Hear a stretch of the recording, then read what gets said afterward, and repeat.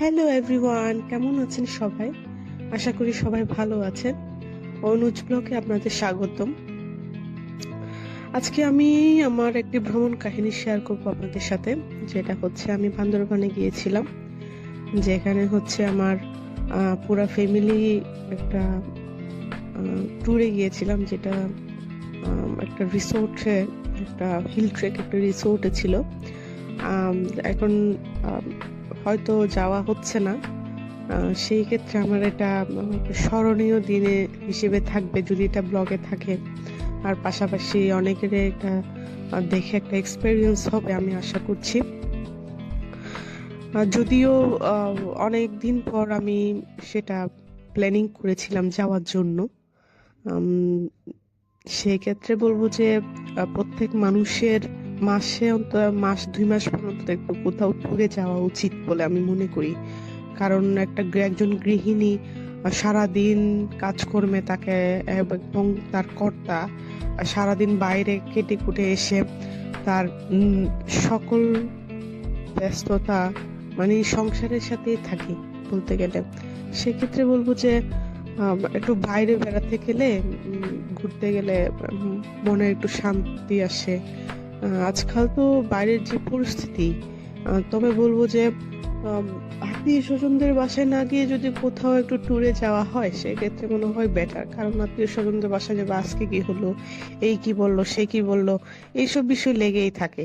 আর তার চাইতে আত্মীয় স্বজনদের সাথে ঘাটাঘাটি না করে আমার মনে হয় বাইরে বেরিয়ে আসাই মনে বেটার। এটা আমাদের যেমন মনকে রিল্যাক্স করে, তেমনি আমাদের কাজের সামনের দিনগুলোর কাজ করার জন্য আর অনুপ্রেরণা যোগায়। আর সব বাচ্চাগুলো তো বলবো যে বাচ্চাদের পিছনে ছুটতে ছুটতে মারা তো একদম ক্লান্ত হয়ে যায়, মেন্টালি বলেন ফিজিক্যালি বলেন। সেক্ষেত্রে বলবো যে মাসে 2 মাসে একটা ট্যুর দেওয়াই যায়। চলুন দেখি আজকে আপনাদের আমার ভ্রমণ কাহিনীটা একটু দেখিয়ে দিই।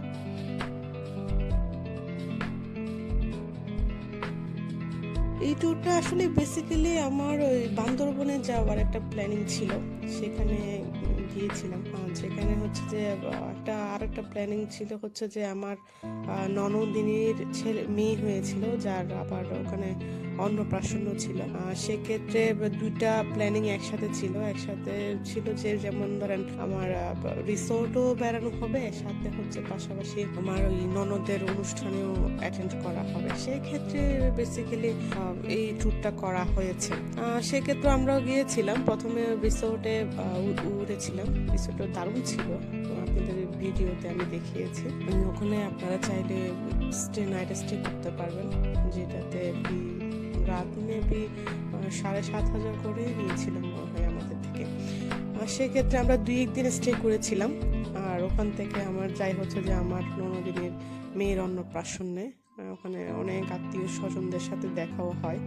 সাথে এরপরে আমরা এই যেটা দেখতে পাচ্ছেন সেটা হচ্ছে যে আমরা মেঘলাতে বেড়াতে গিয়েছিলাম। সেখানে অনেক রাইডে উঠেছিলাম। আর হচ্ছে যে মেঘলার একটা বিশেষ একটা রাইড আছে, যেটা হচ্ছে যে যেটাকে অনেক উঁচুতে থেকে এক নদীর মানে এই পার থেকে ওই পারে যাওয়া হয় আর কি।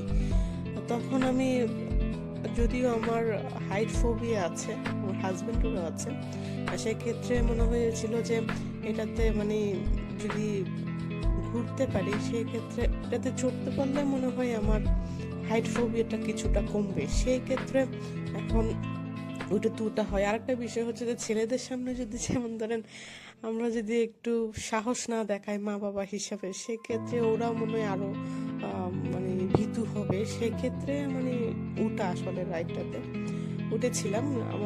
দেখেন আমার হাজবেন্ডের কিন্তু খুব ভয় পেয়ে গিয়েছিল। ওখানে ওর দেখলেই বুঝতে যাচ্ছে যে আসলে খুবই ভয় পেয়েছিল।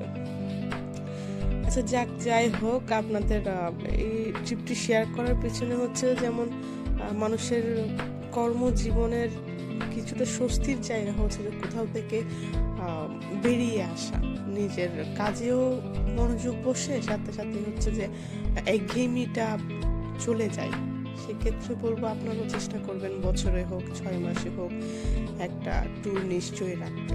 এই জিনিসগুলা আপনাকে বলবো যে একটা কাজ করার একটা অনুপ্রেরণা যোগায়, আপনাকে একটা সামনের দিকে এগিয়ে নেওয়ার জন্য বলবো যে একটা পদক্ষেপ বলা যায়। ভালো থাকবেন সবাই, আর সাবস্ক্রাইব করে পাশে থাকবেন, যাতে উৎসাহিত করবেন যাতে আরো ভিডিও আমি দিতে পারি।